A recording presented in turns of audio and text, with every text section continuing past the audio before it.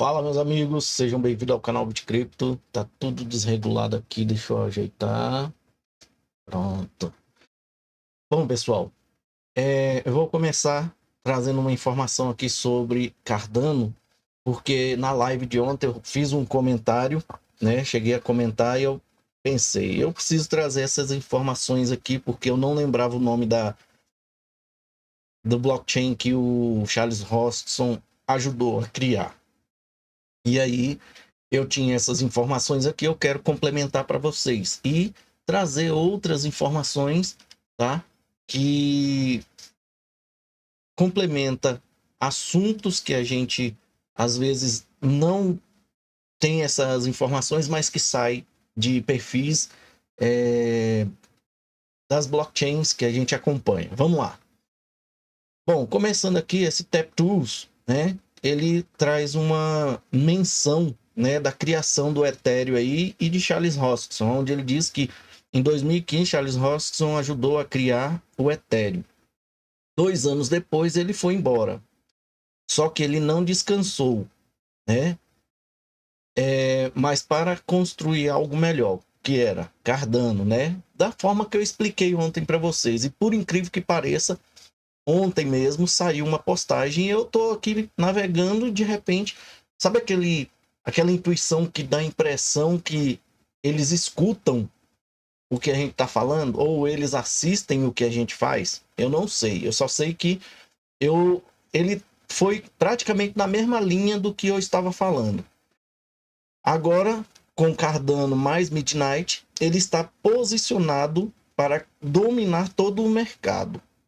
Aqui está o porquê. O quinto post foi ignorado. Vamos ver o que é que tem aqui, gente.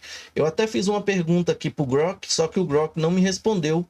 Não sei se eu fiz a pergunta errada ou usei aqui a menção errada. Eu acho que é @Grok mesmo. Só que não respondeu. Se não respondeu esse tempo todo, é sinal que essa inteligência não é inteligente, né? Pode até ser artificial, mas não é inteligente. Eu queria saber quem é essa pessoa aqui. Se você sabe, coloque aí nos comentários, tá?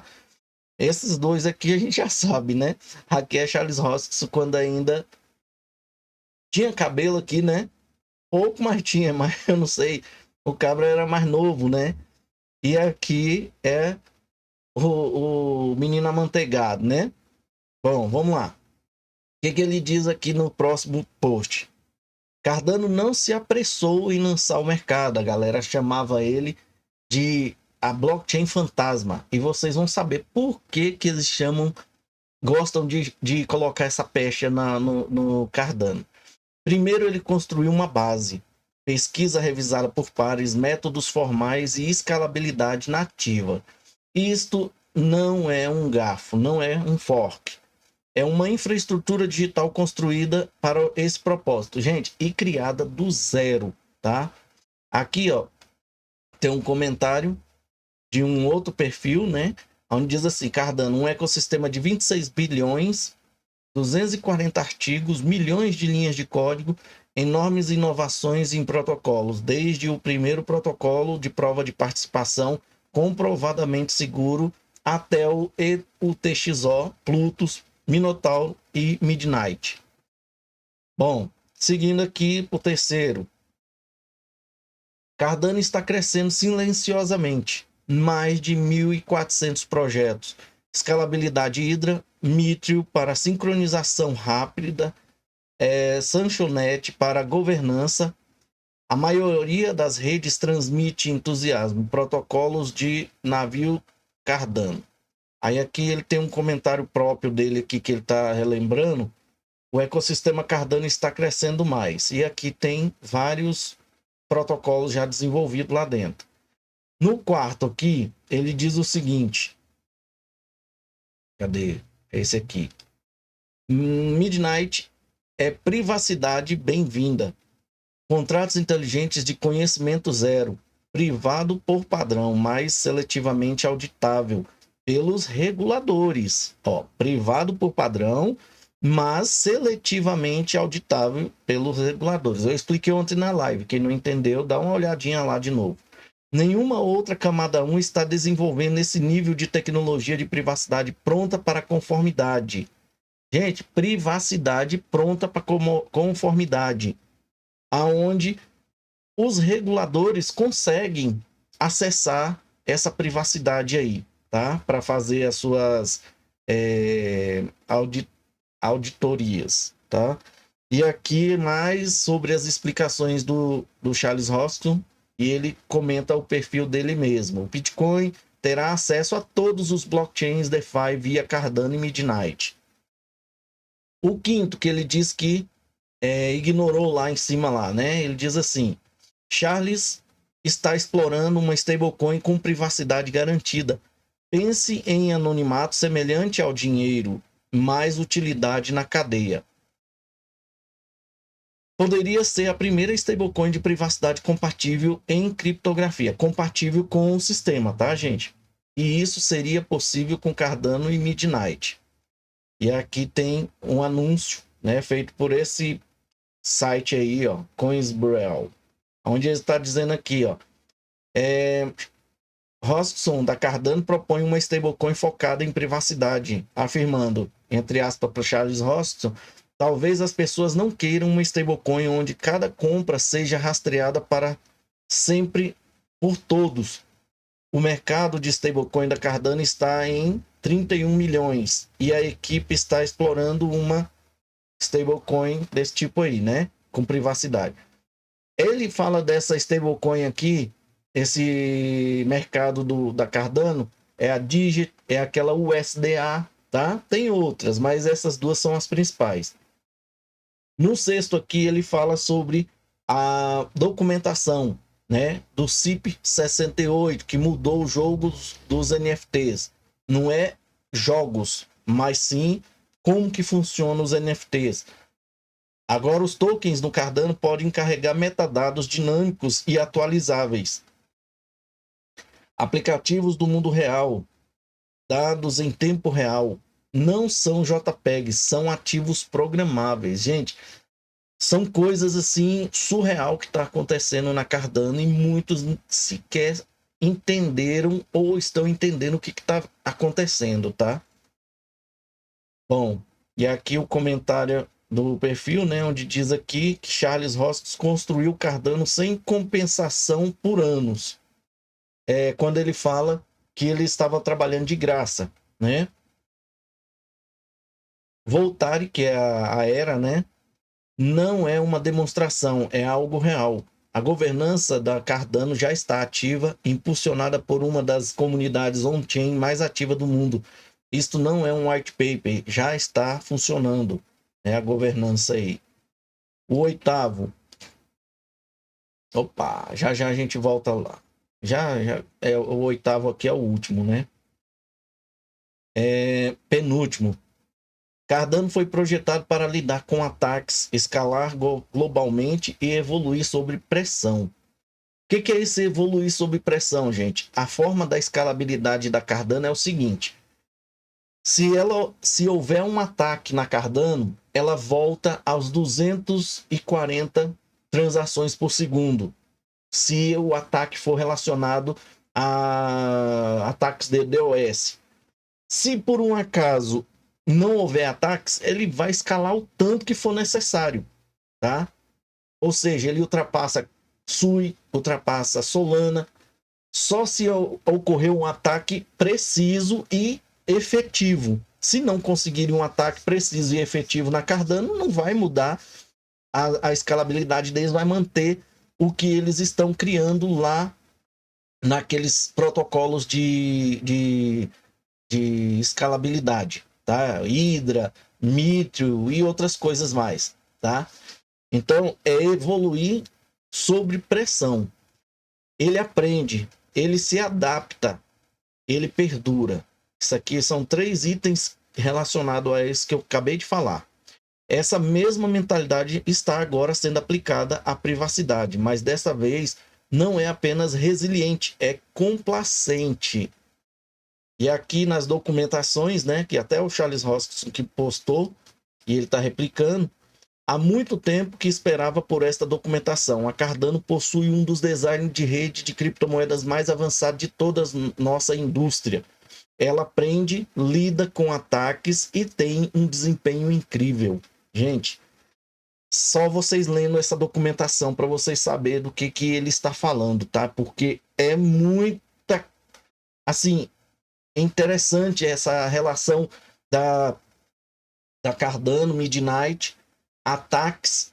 Lembra que teve um tempo que, não sei, eu imagino que desligaram propositalmente a rede Cardano, parte da rede Cardano, para ver se ela voltaria sozinha, e ela voltou com 40% da rede, ela ainda continuou validando a rede e conseguiu voltar sozinho, sem ninguém ter que reiniciar nenhum servidor. E se fosse um ataque, a resiliência, né, que agora pode se chamar complacência, né, ela praticamente está ativa. Não tem nada que faça parar a rede. E aqui tem, ó, a nona. Solana é centralizada. Ethereum está congestionado. Cardano mais Midnight são modulares. Modulares. Gente, eu quando falo para vocês, que eu trouxe aqui para vocês, e falava e ninguém estava entendendo. Alguns entenderam, mas tinha muito mais gente não entendendo o que seriam esses módulos. Gente, a Cardano aprendeu com Midnight entrando na parada aí, no desenvolvimento. Eles aprenderam com XRP Ledger, a modulação. O que quer dizer? Lembrando que Cardano, ela era por camada, né? Tinha a camada 1, a 2, a 3, a 1 era a base, o blockchain. A 2 eram as carteiras. A 3, contratos inteligentes. E por aí ia formando camadas. Eles entraram com o Midnight e modularam tudo. Isso quer dizer o quê? Quando precisa de uma coisa, vai lá, implementa. É só, não sei se vai passar por votação igual passa lá na XRP LED, mas é só modular. É só criar os módulos e injetar, né? Eu já falei sobre a arcada dentária, né? Quem não sabe disso, perdeu o ponto aqui, né? Então tá aqui, Cardano mais Midnight são modulares, eficientes e testados em batalha. Eles não estão tentando acompanhar, eles estão silenciosamente percorrendo o campo. E aqui, num comentário que ele fez, né, o próprio Charles Hoskinson aqui, Cardano não afunda, é construído como um tanque, mas é rápido. Então, é construído como um tanque Lamborghini. E por fim, aqui o 10º diz assim: a maioria das pessoas se distrai com barulho, mas Cardano, mais Midnight não estão chamando atenção.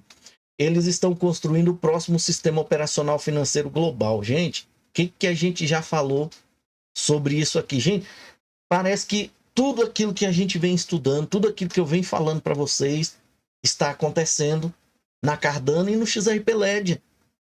E só para a gente fazer um adendo rapidamente aqui, olha os preços como que estão ali bonito. 2,61 XRP, Cardano 82 e Stellar 31. Como é que tá a sua carteira? Tá bonita? Tá ficando feliz? Pois é. Já já nós vamos chegar nos 3 dólares, já já nós estamos no 4 dólares, daqui a pouco 5 dólares. A mesma coisa Cardano, daqui a pouco 1 dólar, 2 dólares, 3 dólares. Se você fez diversificação de compras, você vai ver tudo isso acontecendo nessa sequência que vocês estão vendo aqui em cima. Se você só tem uma delas, aí pode ser que você esteja vendo coisa bonita acontecendo na sua carteira, mas não tão expressivo e também não tão... você não tem a perspectiva de que qual dessas daí, ou qualquer uma das que você possa ter, vai chegar primeiro no limite que você quer vender. A que chegar primeiro, você vendeu, você ainda tem a esperança de mais outras. Vamos supor, você tem HBA, Algorand, XDC, Stellar, Cardano e XRP, 6. Vamos supor que uma delas chegue primeiro no topo onde você quer. Você fala, opa, eu vou aproveitar agora, eu vou vender essa daqui. E vende. Mesmo que você venda antes do que você poderia ter vendido mais caro futuramente. Você vende, mas só que você tem mais 5 opções para você esperar. Você está entendendo a lógica disso, gente? A mágica disso?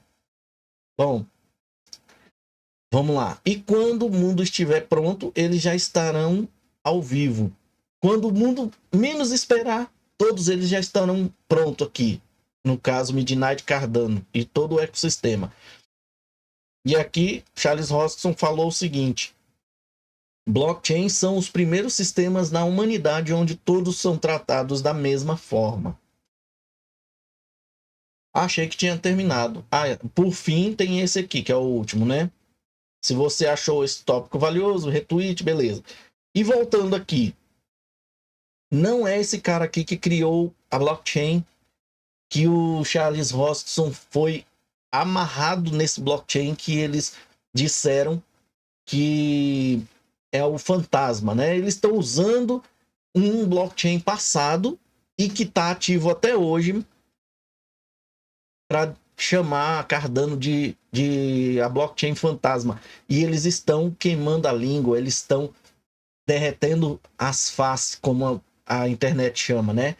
Aqui, ó, nós temos um anúncio lá de 2021, tá? 9 de setembro de 2021, só que aqui atualizado em 8 de março de 2024, onde diz assim: Dan Larimer é um programador de software e empreendedor que se desempenhou um papel na criação de vários projetos blockchain, incluindo Steam, BitShare e EOS.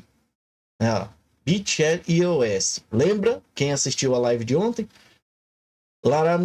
Larimer é o criador do modelo de consenso delegado Proof of Stake. Lembra do DPoS daquela XDC? Aqui, ó. Foi ele que foi o criador do modelo do consenso DPoS, no qual delegados eleitos validam transações e criam blocos. Ele também é ex-diretor da tecnologia do criador do EOS e da BlockOn. Tem vídeos que eu fiz aqui sobre EOS, BlockOn, a ligação dessas blockchains com o Ethereum, com a China, com um monte de tranqueira, Polkadot, tá? Até mesmo com o Charles Hoskinson. Em 2013, ele foi cofundador da BitShare, uma bolsa descentralizada que integra uma tecnologia inventada por Larimer e grafeno. Esse grafeno aqui, eu não sei o que é, deixa eu ver aqui. Aqui não fala, né? Fala, peraí. Grafeno Blockchain Technology. Deve ser uma instituição, né? Tecnologia blockchain de grafeno. Cadê? Grafeno é uma tecnologia blockchain de código aberto escrita principalmente em C++. O código-fonte de grafeno está disponível em inúmeras variações. Tem sido bifurcado e adaptado diversas vezes. Isso aqui é nova para mim, tá? Tá dizendo aqui que isso significa que 3.000 transações por segundo. Ethereum 25. Isso significa que 190.000 transações por minuto, né? 3.000 transações aqui do grafeno. Bom, os principais players do grafeno: BitShare, Steam, EOS. E aqui sobre a prova de participação delegada que é usado no grafeno. Bom, pelo que dá a entender, ele usou, né, o grafeno, no caso, a tecnologia que ele criou aqui, né, que é o DPoS, lá do grafeno no BitShare, né? O BitShare usa um token nativo, BTS, e é estruturado como uma corporação autônoma descentralizada, no qual supostamente não há autoridade central. O objetivo desse projeto é se tornar uma plataforma de e-commerce que permita que comerciantes e clientes negociem e minimizem os custos de provedores e consumidores incorrem toda vez que um serviço é realizado. Larimer destacou as perdas que ambas as partes incorrem ao converter Bitcoin em dólares para explicar o objetivo do projeto. Aí segue a informação. Você vê que não toca no nome do Charles Hoskinson aqui, né? Mas se você perguntar Dan Larimer, ó, vou colocar bem aqui, ó, vou colocar aqui no Gemini.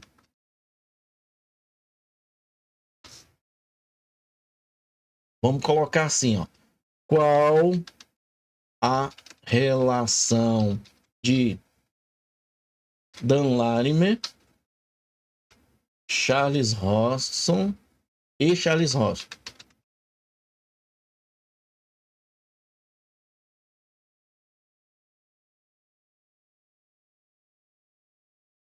Olha aqui, gente. Porque isso aqui a inteligência artificial busca na internet, né? O relacionamento entre os dois tem origem na colaboração deles na plataforma de criptomoedas BitShare, né? Co-fundadores da BitShare em 2013. Dan Larimer, conhecido por suas ideias inovadoras em tecnologia blockchain, fez parceria com Charles Hoskinson, matemático e empreendedor, para fundar a BitShare. Larimer é creditado pela invenção do algoritmo de consenso delegado, DPoS, apresentado pela BitShare, e Charles Hoskinson assumiu os aspectos comerciais e de relacionamento com o público do projeto, enquanto Larimer se concentrou no desenvolvimento técnico. Ou seja, a BitShare tem, então, pelo que a inteligência está falando aqui, ela tem mais o dedo do Larimer do que com o Charles Hoskinson. Colaboração inicial, Charles Hoskinson foi fundamentalmente para ajudar Larimer a avaliar suas ideias para a BitShare, desenvolver um plano de negócio e garantir financiamento para o projeto. E você sabe de quem que foi que Charles Hoskinson conseguiu o financiamento do projeto? Com a galera lá da China, porque o Charles Hoskinson tinha a IOG, né? Tinha o conhecimento com a China lá por dentro da Ethereum e depois, né? E antes disso, ele já estava lá na China, né? Foi onde ele criou a IOG lá, IOHK, né? Input Output Hong Kong. E foi de lá que ele trouxe da Fenbush Capital, tá? As informações. Eu colocar aqui, ó, o que Fenbush Capital tem a ver nessa história. Aí ele vai buscar as informações lá do financiamento, ó. Parece que você está perguntando sobre o potencial envolvimento da Fenbush Capital no relacionamento entre eles lá, particularmente no contexto da BitShare. Com base nas informações publicamente disponíveis, Fenbush Capital é uma importante empresa de capital de risco focada em tecnologia. Ela investiu em diversos projetos relacionados à criptomoeda e blockchain. Aqui está dizendo, não há informações prontamente disponíveis que vincule diretamente a Fenbush Capital como investidora ou participante importante na BitShare durante o período deles dois lá. O financiamento inicial da BitShare veio principalmente de uma oferta inicial de moeda, uma ICO, e de investidores potencialmente privados na época. É possível que a Fenbush Capital tenha investido em projetos ou empresas fundadas por Larimer e Hoskinson após a saída da BitShare. Só que se você pesquisar aqui, deixa eu ver aqui, Fenbush, é mais uma que pode ser que tenha sido apagada de lá, mas porque eles reformularam esse site todinho. Quem conhece os vídeos do canal relacionado a Fenbush sabe do que eu estou falando. Vamos lá, portfólio selecionado aqui, DeFi. Vamos deixar todos aqui, ó. Vamos ver se ela aparece bem aqui. BitShare. Eu acho que eles tiraram, porque é um produto que foi considerado fantasma, né? Eles já tiraram o lucro deles lá, e aí, né? Não tem aí, ó. Muitos projetos saíram daqui, entendeu? Então ela não consta mais aqui. Tá vendo, ó? A Fenbush investindo na Edera também, tá? Kiber Network, Mina, maioria Polkadot, a maioria desses projetos aqui, gente, ser Ripple, que está no Brasil, Signum, que é um banco lá da Suíça, VeChain, que é genuinamente chinesa, Zcash. A maioria desses projetos aqui foi co-criado, ó, Circo aqui, foi co-criado com os chineses, tá? Beleza? Mas não consta mais aqui. Cefi não tem nenhuma DEX aqui, né? Era para ter uma DEX. Aqui ele já aponta diretamente aqui, mas não tem mais ela aqui. Eu não sei, eu vou tentar ver se acho algum vídeo que eu mostro esse portfólio dele. Se eu achar, eu mostro para vocês. Aonde a BitShare aparece lá, tá? Como parte do portfólio deles. Mas, seguindo aqui, essa aqui é a BitShare, o site oficial, foi totalmente reformulado, tá, gente? Quando eles estavam anunciando que iam revitalizar o site, revitalizar toda a tecnologia aqui, né? Eu trouxe para vocês, tá? Mostrando. Ó, gente, eles estão se preparando para assumir novamente lá o projeto. E aqui, ó, é a DEX, né? Ó, é isso aqui, ó. A Exchange. Tem uma Exchange o tempo todo, uma DEX lá dentro. Aqui é o explorador, ó. E tá ativo, gente. Tá ativo há muito tempo, tá? Não sei quem é que compra essas coisas aqui e utiliza, mas tá ativo, tá bom? Tá sendo utilizado, ó. Próximo bloco, 1 segundo, 2 segundos. Lembra que é 3.000 transações por segundo? 11. Aqui tá dizendo que é 11 blocos aqui já, né? Vamos ver se traduz aqui. Aí, ó, membros ativos do comitê. São 11. E aqui os horários de bloqueio, mostrando os horários. Gente, ficou muito bonito. Para um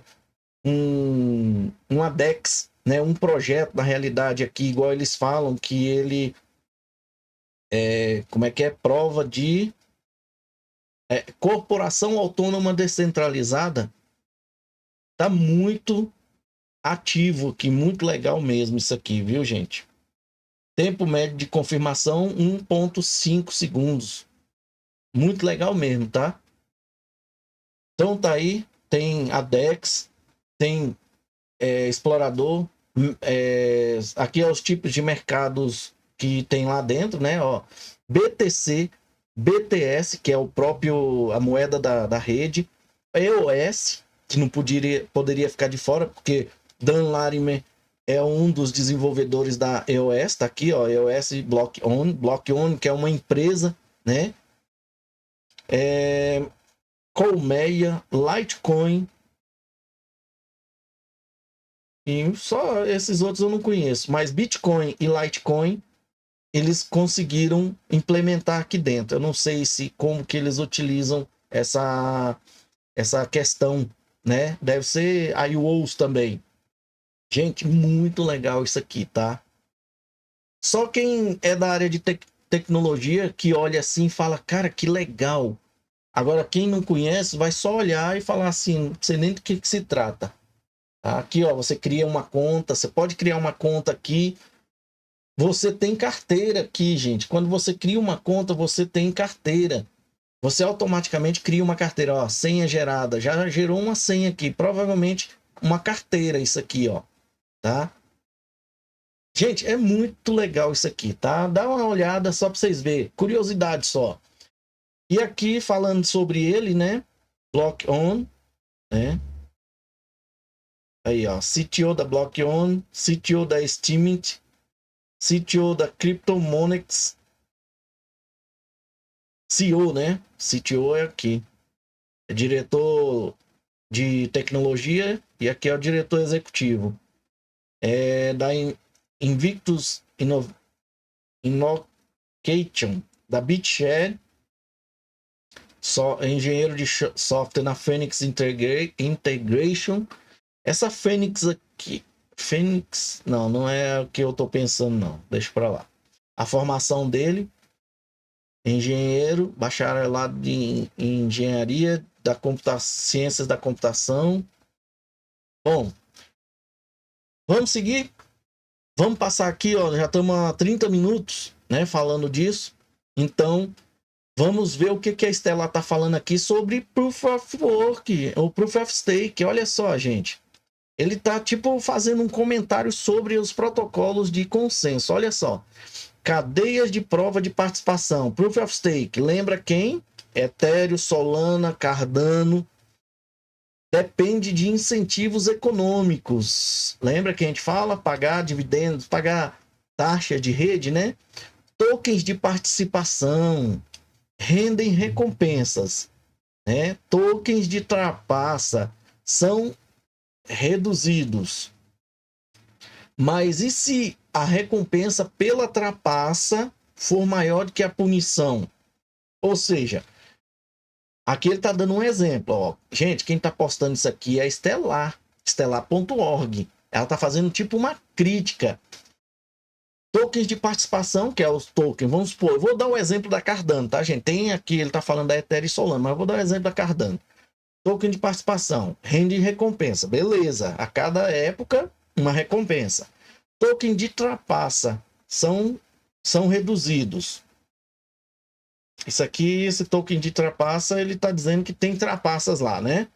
Mas e se a recompensa pela trapaça for maior que a punição? Eles não citaram Cardano aqui, mas citaram Ethereum e Solana, porque todo mundo já sabe que tem como modificar na Ethereum, tem como você arbitrar, né, fazer o MEV, né, na Ethereum, né, o máximo valor extraível, né, extraído, para poder você escolher que bloco que você negocia, que bloco que você quer fechar, o que você quer colocar naquele bloco. Tem como fazer isso da mesma forma que Ethereum estava fazendo lá na época do Proof of Work e que faz lá no Bitcoin. Solana tem aquele monte de erros que ocorrem lá. Eles estão querendo dizer que tem alguma trapaça ali. Mas e se a recompensa pela trapaça for maior que a punição? Se você é punido, se a trapaça for maior, pode ser punido. Ah, eu vou ficar meia hora sem invalidar, ou uma hora, um dia, um mês, mas pelo menos eu tirei o da semana, tirei o do ano aí, né? Em 2023, invasores gastaram cerca de 10 mil dólares para se tornarem validadores da Ethereum. 10 mil dólares, gente, porque você tem que travar a Ethereum ali dentro da carteira do validador, né, do servidor. No caso, 32. Vamos fazer um cálculo aqui rápido? 32 vezes, eu vou pôr em 2023, eu não sei quanto que tava, mas vou pôr 1.500 dólares, 48 mil. Ele diz que colocou 10 mil, então 10 mil dividido por 32, tá dizendo que tava 312 dólares, eu não acho que seria isso. Eu não sei como que os caras conseguiram, mas tá, e talvez isso aqui não seja o que eu esteja pensando, que é criaram validadores e tiveram que prender ali, travar 32 Ethereum. Ele está dizendo aqui, eles exploraram o MEV Bust para roubar 25 milhões em stablecoin, 25 milhões de dólares. Eles criaram, né, gastaram 10 mil para se tornarem validadores da Ethereum e roubaram 25 milhões. Olha o percentual de diferença aqui. O bloco era válido. A rede aprovou.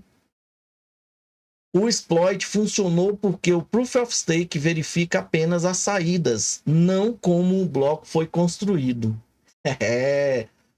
O Proof of Stake pressupõe que os invasores sejam racionais, motivados apenas pelo lucro. Mas e se não forem? Os atores estatais podem sabotar uma rede Proof of Stake para causar danos econômicos, mesmo com prejuízo. O Proof of Stake não oferece defesa contra invasores que não se importam com o dinheiro. Gente, só fazendo um adendo aqui, a Cardano tem o melhor Proof of Stake até hoje, tá? Não tem como fazer MEV lá, tá? Ethereum parece que criou isso para continuar dessa forma aí. Ao que dá para entender que eles mesmos utilizam essa falha. Por que isso é possível? Porque no Proof of Stake, qualquer pessoa com dinheiro pode validar blocos, sem necessidade de identidade ou reputação. Atores maliciosos podem entrar anonimamente, explorar e desaparecer. Essa é a compensação quando participação é igual ao acesso. A Stellar adota uma abordagem diferente. Seu modelo de prova de acordo é baseada na confiança, não em tokens. Ou seja, é o consenso da Stellar, é a prova de acordo. Para se tornar um validador, você precisa de confiança de outras pessoas. Sem confiança, para se tornar um validador, você precisa da confiança de outras pessoas. Sem confiança, sem influência, é a reputação que está em jogo em vez das moedas.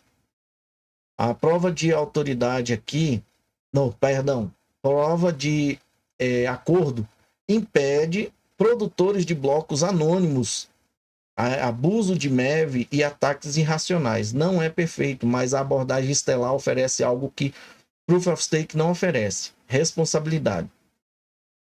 Bom, gente, e aí eu digo para vocês, por que que a Stellar está entrando nessa seara, se ela nunca quis falar nada da Ethereum e agora está falando, né? E da Solana. Olha o VET bem aqui, ó. Vamos ver o que o VET está falando? Ótimo post, é exatamente isso. O dano que um validador pode causar é drasticamente diferente em um modelo de consenso colaborativo versus competitivo. A irracionalidade é o pesadelo do consenso competitivo e é por isso que ele é tão caro. Bom, falou e deu na mesma. Mas o que eu digo aqui, gente, ó, tem um aqui falando do exploit, ó, vamos ver.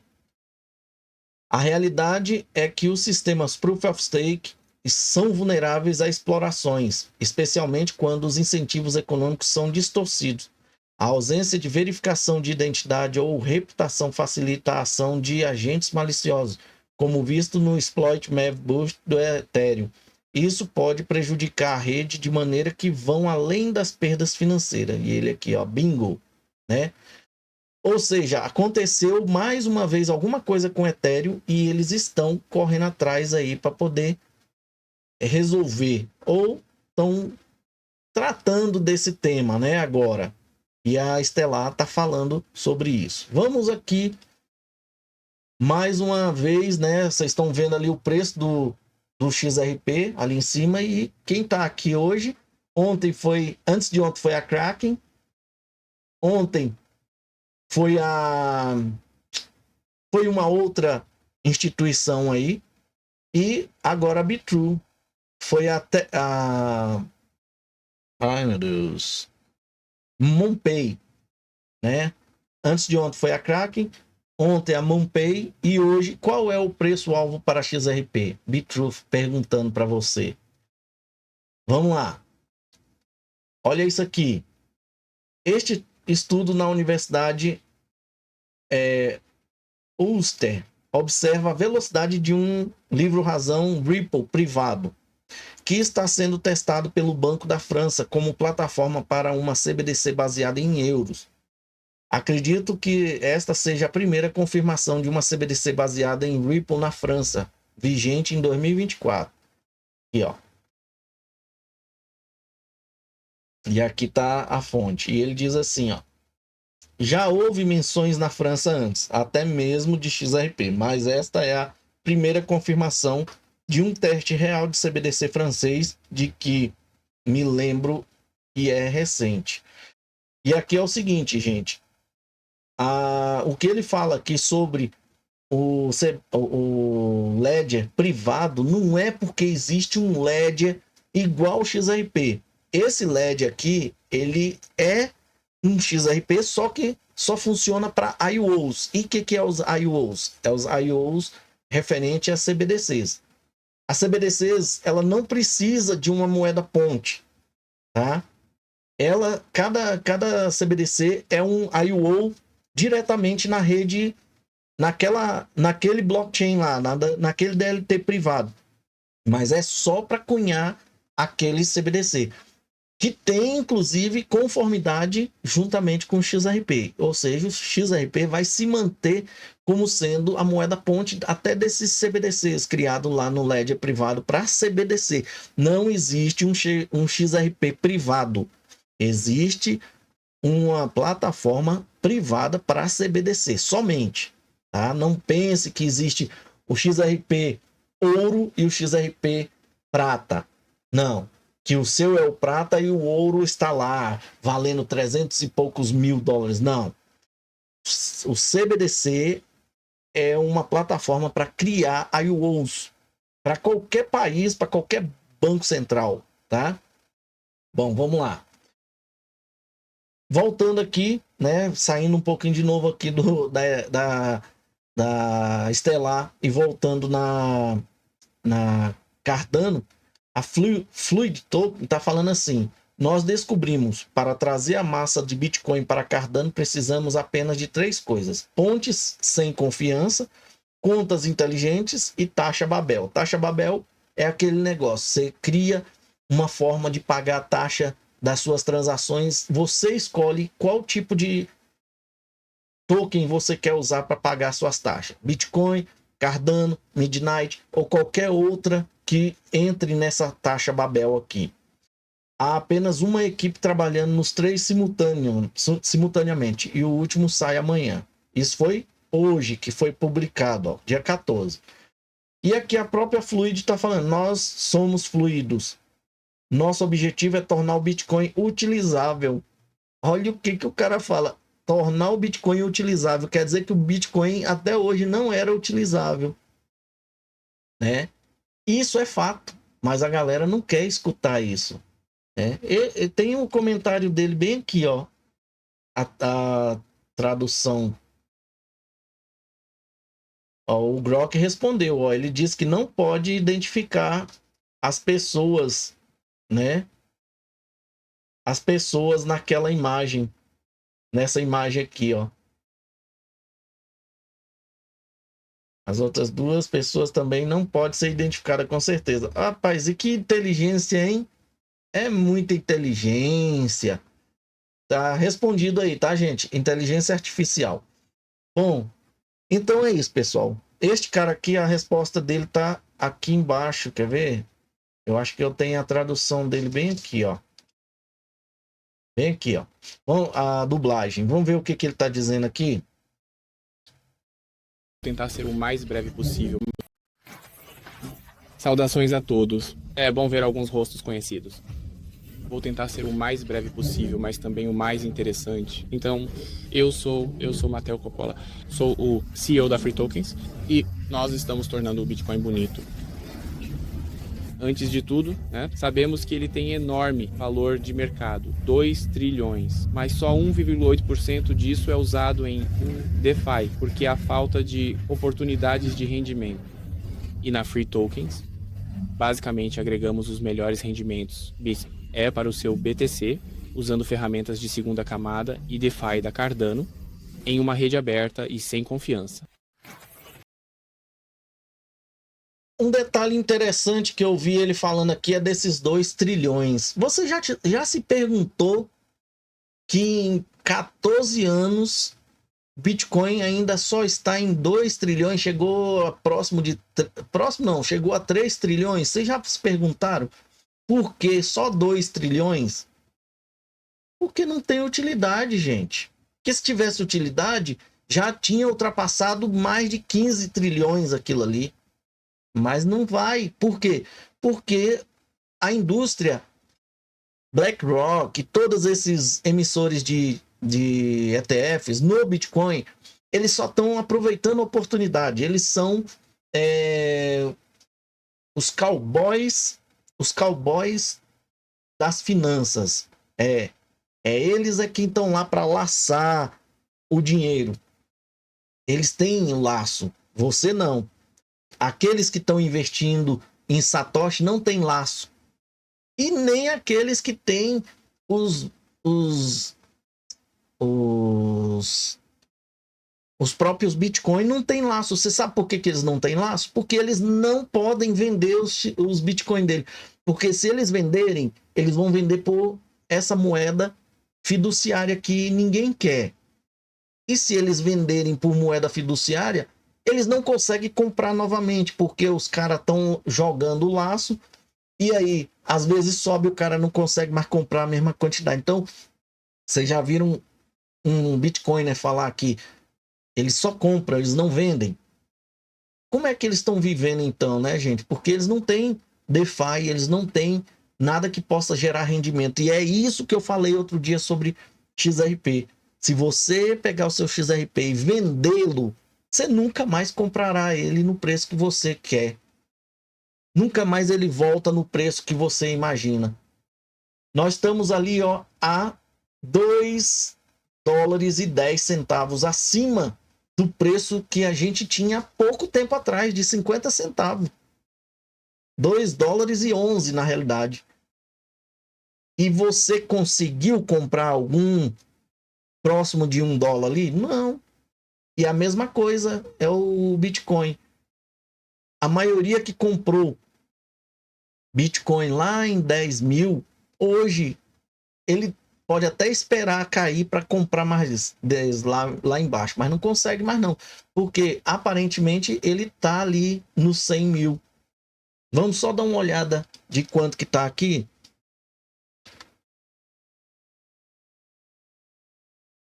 $104 mil. Aí eu faço a pergunta para aqueles inteligentes que vieram aqui me criticar, dizendo que eu estava com má fé, dizendo que o XRP só subiu por conta do Bitcoin. Será que eles viram que o XRP estava subindo, bateu 2,63 ontem, e o Bitcoin estava a 101 mil dólares? Ou seja, enquanto o XRP estava subindo, ele estava caindo, o que quer dizer que não teve influência do preço do Bitcoin, coisa nenhuma. A influência que houve lá foi a questão do processo mesmo, tá? Da documentação que a Ripple e a SEC entregou. E agora voltou novamente a 2,61 sem ninguém, sem Bitcoin subir. Os mesmos 104 tá ali, ó, tá? Então essas pessoas que se dizem muito inteligentes, defensores de Bitcoin, dá uma olhadinha aí, dá uma corrigida. Se tiver coragem de vir aqui falar, realmente não tava mesmo não. Mas eu acho que não vai ter essa coragem não. Pessoal, 50 minutos de vídeo aí, espero que vocês tenham gostado das informações. Eu tento trazer informações de forma que vocês consigam entender na linguagem de vocês, tá? Porque se eu fosse falar na linguagem que eles falam, ninguém ia conseguir entender meus vídeos. Então, por isso que às vezes demora um pouco, porque tem que fazer todo esse entendimento aí, tá? Eu agradeço demais a atenção de todos vocês, dos membros do canal aí, e vamos que vamos. Muito obrigado, fique com Deus e até a próxima. Chegamos ao final de mais um vídeo. Agora, se você quer se sentir parte dessa família chamada BitCrypto e gostou do vídeo, considere deixar um like. Deixe também o seu comentário aqui no vídeo para a gente saber o que você achou da informação. E deixe também alguma informação que você queira aí. Participe, você faz parte do canal. Compartilhe o vídeo para que outras pessoas também tenham essa informação. Não guarde a informação só para você. Se você ainda não é inscrito no canal, considere fazer parte da família BitCrypto, se inscrevendo e aproveite e ative o sininho para você receber notificações dos próximos vídeos. Muito obrigado e até a próxima.